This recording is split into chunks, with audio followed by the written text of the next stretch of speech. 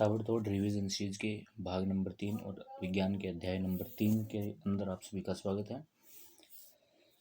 अगर आपको पूरी विज्ञान रिवाइज करनी है इन 3 दिनों में 29 तारीख से पहले तो चैनल पर बने रहें। और मैंने पिछले वाले वीडियो में ये पाया है कि आप लोग सिर्फ वीडियो देख लेते हैं, व्यूज़ तो आ रहे हैं, लेकिन उसके अंदर जो देखा गया है पैटर्न वो ये है कि 79% तो नॉट सब्सक्राइब्ड वालों ने देखा है और बचा हुआ सब्सक्राइब्ड वालों ने देखा है।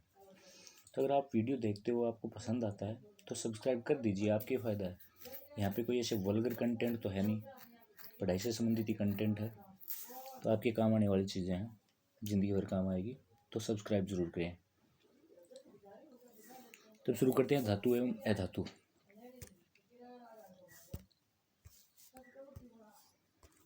तत्वों को उनके गुणधर्मों के आधार पर धातु और अधातु में बांटा गया है। धातु के कुछ उदाहरण क्या हैं? जनरल लाइफ में हम देखते हैं आयरन, लोहा, एल्यूमिनियम, चांदी, कॉपर, सोना, ये सारी क्या धातु हैं। अधातु हाइड्रोजन, नाइट्रोजन, सल्फर, ऑक्सीजन, ये सारी, कार्बन, ये भी क्या है, अधातु है। फिर भौतिक गुणधर्म। भौतिक गुणधर्म मतलब जो हमें दिखाई दे सकते हैं, हाथ से छू सकते हैं, हम आंखों से देख सकते हैं। तो धात्विक चमक, धातु की सतह चमकदार होती है जबकि अधातुएं चमकीली नहीं होती। अपवाद, आयोडीन अधातु होते हुए भी चमकीला होता है, इंपॉर्टेंट है। कठोरता, धातुएं सामान्यतः कठोर होती है, लेकिन इसमें भी क्या है कि लेकिन जो लिथियम है, सोडियम है और पोटेशियम है, ये धातु होते हुए भी क्या होती है, मुलायम होती है और इनको आसानी से चाकू से काटा जा सकता है। अधातुएं कठोर नहीं होती ज़्यादातर, लेकिन कार्बन का एक अपरूप है जो हीरा। कार्बन के 3 अपरूप होते हैं, हीरा, ग्रेफाइट और फुलरिन। इसके अंदर जो हीरा है वो प्रकृति में सबसे ज़्यादा कठोर होता है। फिर रूप, धातुएं कमरे के ताप पर ठोस अवस्था में पाई जाती है। केवल मरकरी एक ऐसी धातु है जो द्रव अवस्था में पाई जाती है। अधातुएं ठोस या गैस में पाई जाती है, लेकिन एक ब्रोमीन ऐसी धातु है जो द्रव अवस्था में पाई जाती है। आघात वर्ध्यता, आघात का मतलब होता है चोट, चोट मारने से वर्ध्यता यानी बढ़ना, चोट मारने से जो बढ़े। कुछ धातुओं को पीटकर पतली चादर के रूप में परिवर्तित किया जा सकता है और धातु के इस गुण को आघात वर्ध्यता कहते हैं। जबकि अधातु में ऐसा कुछ नहीं होता है। अधातु पर चोट मारने से वो क्या हो जाती है, टूट जाती है, बिखर जाती है। तन्यता, धातु को पतले तार के रूप में खींचा जा सकता है, इस गुण को ही तन्यता कहते हैं। सबसे अधिक तन्य धातुएं जो है चांदी और सोना और चांदी होती है, जबकि अधातुएं तन्य नहीं होती। विद्युत और ऊष्मा, धातुएं सामान्यतः विद्युत ऊष्मा की सुचालक होती है, केवल 2 है जो कुचालक होती है। अपवाद, सीसा, लेड, पीबी, मरकरी।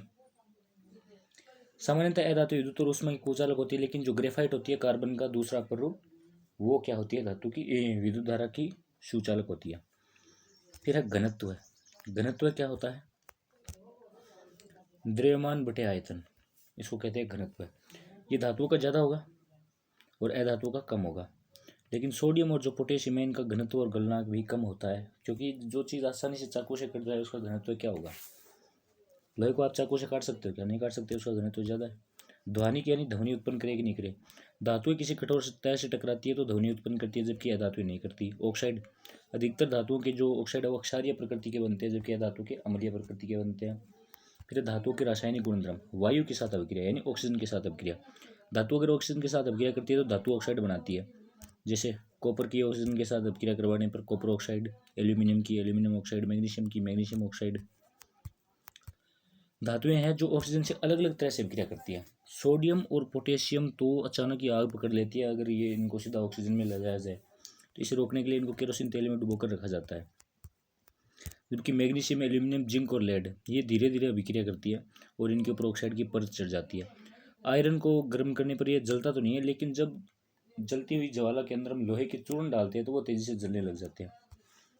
कॉपर भी नहीं जलता, लेकिन उस पर काले रंग के कॉपर ऑक्साइड की परत चढ़ जाती है। चांदी, सोना तो ऑक्सीजन के साथ अभिक्रिया नहीं करते। उभयधर्मी ऑक्साइड इंपॉर्टेंट है। वे धातु ऑक्साइड जो अम्ल और क्षारक दोनों से अभिक्रिया करते हैं और लवण और जल बनाते हैं, उन्हें उभयधर्मी ऑक्साइड कहते हैं। उदाहरण, जिंक ऑक्साइड और एल्यूमिनियम ऑक्साइड, Al2O3। तो Al2O3 का पहले अम्ल के साथ अभिक्रिया करवाई तो लवण और जल बना, फिर क्षार NaOH के साथ अभिक्रिया कराई तो सोडियम एल्यूमिनेट, सूत्र याद रखना, सोडियम एल्यूमिनेट का, और साथ में जल, लवण और जल। फिर जल के साथ अभिक्रिया, धातुएं जल के साथ अभिक्रिया करिए, धातु ऑक्साइड और हाइड्रोजन गैस देती है, यानी धातु ऑक्साइड और जल, फिर बना क्या, धातु हाइड्रोक्साइड। तो ये पूरा एक ग्राफ है धातुओं का कि जब धातु की अभिक्रिया ठंडे जल से करवाई जाती है, यानी ठंडे जल से अभिक्रिया कौन कौन कर सकती है, सोडियम, पोटेशियम, कैल्शियम। और गर्म जल के साथ अभिक्रिया मैग्नीशियम, जब कैल्शियम मैग्नीशियम जल के साथ अभिक्रिया करने पर तैरने लग जाते हैं, क्योंकि हाइड्रोजन गैस के बुलबुले धातु के साथ चिपक जाते हैं। और जल के साथ कोई अभिक्रिया नहीं करती, लेड, कॉपर और सोना और चांदी। केवल भाप के साथ अभिक्रिया कौन करते हैं, एल्यूमिनियम, फेरस और जिंक। और ये इनके उदाहरण हैं। फिर है धातुओं की तनु अम्ल के साथ अभिक्रिया। धातु तनु अम्ल के साथ मिलकर लवण और हाइड्रोजन गैस देते हैं, ये हमने दूसरे चैप्टर के अंदर भी पढ़ा था, ये इसके उदाहरण है। फिर धातुओं की अन्य धातु लवणों के साथ अभिक्रिया, जैसे धातु कै और लवण है विलयन ख धातु का। तो लवण विलयन के अंदर कै धातु आ जाती है और ख धातु लग जाती है, ये विस्थापन अभिक्रिया का उदाहरण है। इसमें अधिक अभिक्रियाशील धातु अपने से कम अभिक्रियाशील धातु को उसकी यौगिक के विलयन में से हटा देती है, विस्थापित कर देती है, उसकी जगह खुद आ जाती है। यह किसके ऊपर आधारित है, सक्रियता श्रेणी पर। सक्रियता श्रेणी क्या होती है, वो सूची जिसमें धातु को क्रियाशीलता के अवरोही क्रम में, बढ़ते से घटते क्रम में लगाया जाए, सक्रियता श्रेणी। और सबसे ऊपरी कौन है, potassium, sodium, calcium, magnesium, aluminium, zinc, ferrous, lead. अधिक अभिक्रियाशीलता, घटती अभिक्रियाशीलता, मतलब ऐसे डाउनवर्ड। फिर आगे hydrogen, copper, Hg, Aq, Au, मतलब ये सारी की सारी, Aq नहीं है, ये शायद Hg है, सिल्वर होगा। फिर धातुओं की अधातुओं के साथ अभिक्रिया। तत्वों की अभिक्रियाशीलता संयोजकता कोष को पूर्ण करने की प्रवृत्ति के रूप में समझी जा सकती है। संयोजकता कोष क्या होता है, किसी भी तत्व का जो बाहरी कोष होता है, बाहरी कक्षा होती है, उसे संयोजकता कोष कहते हैं। और इस तत्व का, चाहे मैं कौन सा भी तत्व ले लूँ, इसका एक सामान्य सा नियम होता है कि मैं स्थायित्व को प्राप्त करूँ। स्थायित्व को प्राप्त करने के लिए या तो बाहरी कोष पूर्ण होना चाहिए या उसके अंदर 8 इलेक्ट्रॉन होने चाहिए। तो अगर इलेक्ट्रॉनों की संख्या 4 से कम है तो वो क्या करेगा, बाकी इलेक्ट्रॉन ग्रहण करने के बजाय उन इलेक्ट्रॉनों को त्याग देगा। और अगर इलेक्ट्रॉनों की संख्या 4 से ज़्यादा है तो वो क्या करेगा, बाकी बचे हुए इलेक्ट्रॉन को ग्रहण करने की कोशिश करेगा। और जिनके बाहरी कोष में 4 ही इलेक्ट्रॉन हो, वो क्या करते हैं, वो ना तो त्यागने की कोशिश करते हैं ना ग्रहण करने की कोशिश करते हैं, वो फिर साझा करने की कोशिश करते हैं, सहसंयोजक बंध बनाते हैं, जैसे कार्बन होता है। फिर है NaCl का निर्माण। नमक का निर्माण कैसे होता है, यानी धातु के परमाणु संयोजकता कोष से इलेक्ट्रॉन त्याग करते हैं और धनायन बनाते हैं, जबकि अधातु के परमाणु संयोजकता कोष में इलेक्ट्रॉन ग्रहण करते हैं और ऋणायन बनाते हैं। NaCl का निर्माण, सोडियम धातु है और Cl क्लोरीन क्या है, अधातु है। सोडियम के अंदर के कुल कितने इलेक्ट्रॉन होते हैं, 2, 8, 1, यानी 11 इलेक्ट्रॉन होते हैं। बाहरी कोष में 1 इलेक्ट्रॉन है, ये 7 ग्रहण करेगा, इसके बजाय इसे 1 को त्याग ही दे, तो 1 को त्याग करके ये धनायन बना देता है, 1 इलेक्ट्रॉन त्याग देता है। क्लोरीन क्या करती है, जिसके बाहरी कोष में 7 इलेक्ट्रॉन है, 8 पूरा करने के लिए 1 चाहिए, तो ये ग्रहण कर लेती है और Cl माइनस बनाती है। और ये होगी अपनी क्लोरीन की संरचना, Na+ और Cl। आयनिक यौगिक, विपरीत आवेशित आयन एक दूसरे को आकर्षित करते हैं और मजबूत स्थिर वैद्युत बल में बंध कर आयनिक यौगिक बनाते हैं। फिर आयनिक यौगिकों के गुणधर्म। पहला, भौतिक प्रवृत्ति, ये ठोस कठोर होते हैं, सामान्यतः भंगुर होते हैं। गलनांक क्वथनांक इनका बहुत अधिक होता है। घुलनशीलता, ये प्राय जल में घुलनशील होते हैं लेकिन केरोसिन, पेट्रोल आदि में घुलनशील नहीं होते। विद्युत चालकता, आयनिक यौगिक जलीय विलयन में और गलित रूप में विद्युत का चालन करते हैं, ठोस रूप में नहीं करते, क्योंकि जलीय विलयन के अंदर ये अपने आयनों को वियोजित कर सकते हैं। फिर धातुओं की प्राप्ति, जिसे हम धात्विकी कहते हैं, धातु प्राप्त करना। खनिज क्या होता है, पृथ्वी में प्राकृतिक रूप से उपस्थित जो तत्व और यौगिक है उनको खनिज कहते हैं। और ये क्या है, विद्युत अपघटनी विधि, पिछली बार भी आया हुआ है, अब की बार भी इंपॉर्टेंट है। इसमें एनोड के ऊपर, एनोड यानी जो धनावेशी त्रोड है, उसके ऊपर अशुद्ध तांबा है, कैथोड पर शुद्ध तांबा इकट्ठा हो जाएगा विद्युत अपघटनी विधि के बाद में। और यहाँ पे क्या है, ये बैटरी जुड़ी हुई है और इसके अंदर अम्लीय कॉपर सल्फेट का विलीन भी है। और नीचे एनोड पंख है, एनोड पंख का मतलब है जो अपने खनिज के अंदर अशुद्धि थी वो नीचे इकट्ठी हो जाएगी। तो विद्युत अपघटय कौन सा होता है, ये जो विलीन है ना CuSO4, इसी को हम विद्युत अपघटय बोलते हैं। तो विद्युत अपघटय से जब विद्युत धारा प्रवाहित की जाती है तब एनोड से अशुद्ध धातु विद्युत अपघटय में घुल जाती है। उतनी मात्रा में शुद्ध धातु जो है कॉपर विद्युत अपघटय से कैथोड पर निक्षेपित हो जाती है और अविलेय अशुद्धियाँ एनोड तली पर निक्षेपित होती है, जिन्हें एनोड पंख कहते हैं।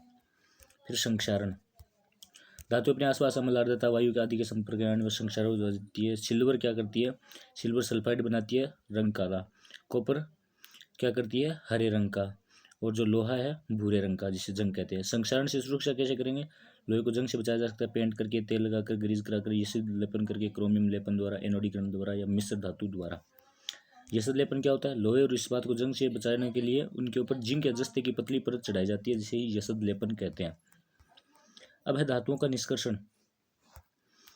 तो सिनाबार यानी मरकरी का एस्क होता है सिनाबार, HGS मर्क्यूरस सल्फाइड बोलते हैं इसको। भर्जन, निस्तापन, दो तरीके हैं हमारे पास, और दोनों ही तरीकों से क्या होता है? धातु का ऑक्साइड बनता है या कार्बाइड बनता है, फिर उनका अपचयन होता है और धातु का शोधन होता है। कुछ मुख्य परिभाषा। गैंग किन का मापा? पृथ्वी से खनित जो एस्क है उनमें रेत, मिट्टी आदि कई अशुद्धियां पाई जाती है, उन्हें गैंग कहते हैं। भर्जन क्या है?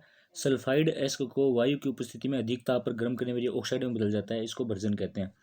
जैसे जिंक सल्फाइड है, इसको ऑक्सीजन के साथ गर्म किया तो क्या बन गया? Zinc oxide. Mercurous sulphide HGS है सिनाबार, इसको ऑक्सीजन के साथ गर्म किया तो मर्क्यूरस ऑक्साइड HGO बन गया। निस्तापन क्या? कार्बोनेट एस्क है, उसको सीमित वायु में अधिक ताप पर गर्म करने पर ऑक्साइड में बदल जाता है, इस प्रक्रिया को निस्तापन कहते हैं। जैसे जिंक कार्बोनेट ZnCO3, इसको गर्म किया तो ZnO बन गया प्लस CO2। अपचयन उपचयन की परिभाषा हम पहले ही पढ़ चुके हैं। और धातु ऑक्साइड से कार्बन जैसे अपचय का उपयोग करके धातुएं प्राप्त की जा सकती है। जैसे ZnO है, इसमें हमने कार्बन से अभिक्रिया करवाई तो इसका क्या हो गया? ZnO का अपचयन हो गया, क्योंकि इससे ऑक्सीजन हट गई, बन गया क्या? सीधा Zn, और ये कार्बन मोनोऑक्साइड गैस बन गई। फिर धातु का परिष्करण। धातु से अपद्रव्य को हटाने के लिए सबसे उपयोगी विधि क्या है? विद्युत अपघटनी विधि है।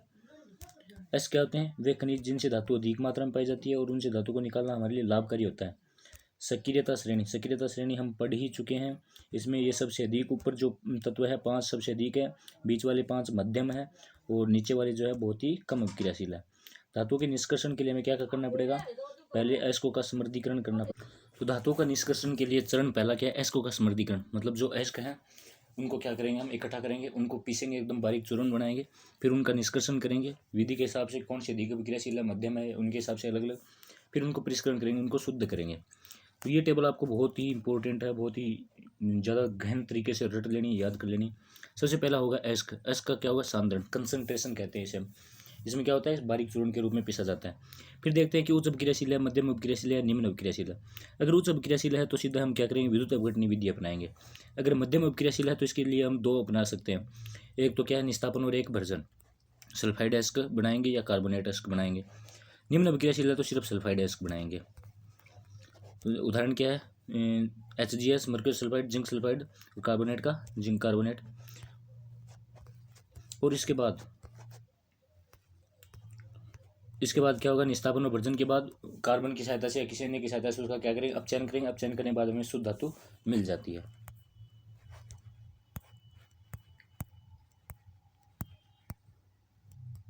तो ये देखो वापस, भर्जन और निस्तापन के बाद क्या तो मिलता है? ऑक्साइड मिलता है, और उसका धातु में अपचयन करते हैं और फिर धातु का शोधन कर लेते हैं।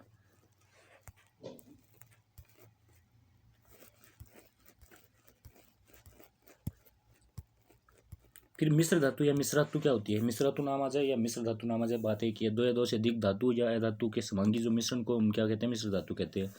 लोहा सूक्ष्म मात्रा में कार्बन के मिश्रण के साथ और अधिक कठोर हो जाता है, स्टील कहते हैं ना जिसे हम। तो स्टील या इस्पात क्या है? लोहा प्लस निकल प्लस क्रोमियम और साथ में कार्बन की मात्रा है।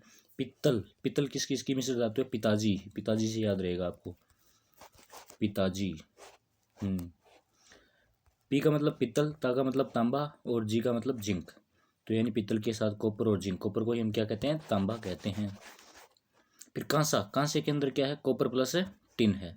सोल्डर क्या है? एक वेल्डिंग करने की धातु जो छोटे इलेक्ट्रॉनिक उपकरणों के ऊपर वेल्डिंग की जाती है, इसमें लेड और टिन आता है। अमलगम क्या है? मरकरी और उसके साथ अन्य तत्व होते हैं, उसको अमलगम कहते हैं। अगली वीडियो में देखेंगे हम चैप्टर नंबर 4।